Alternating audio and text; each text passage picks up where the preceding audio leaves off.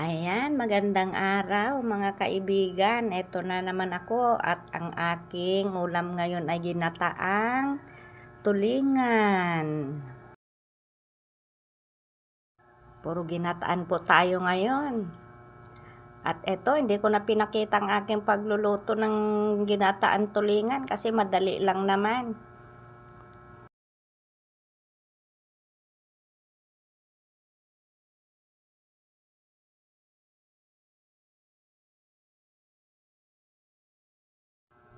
Ayan, kain na po tayo.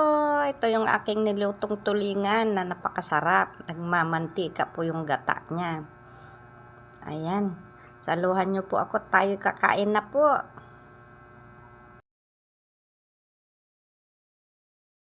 Ayan, ikukwento ko na lang po kung paano ko niluto tong aking ginataan tulingan.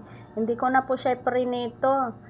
Pagkalinis ko po, tinanggal ko yung hasang, yung laman loob, tsaka yung buntot po niya. Kasi yung buntot daw, kung hindi mo tatanggalin, ano daw yun, makati daw po yun. Pagkatapos kong malinisan, ay dinilagay ko na sa kaserola, nilagyan ko na ng rekado. Nilagyan ko ng siling haba, bawang, sibuyas, luya, sa kagata. Tapos pong lagyan ng gata, antayin mo na lang kumulo hanggang sa magmantika yung gata. Pag nang mantika na po yung gata, ay dinaluto na po. Pwede rin naman pong haluan nyo ng gulay, yung gagatain nyo. Lagyan nyo ng okra o kaya talong po. Masarap din po ihalo yan sa gata, yung talong tsaka okra. Yan. Kung gusto nyo yun lang pong haluan ha, kasi baka sabihin nyo wala kang hinalong okra at talong.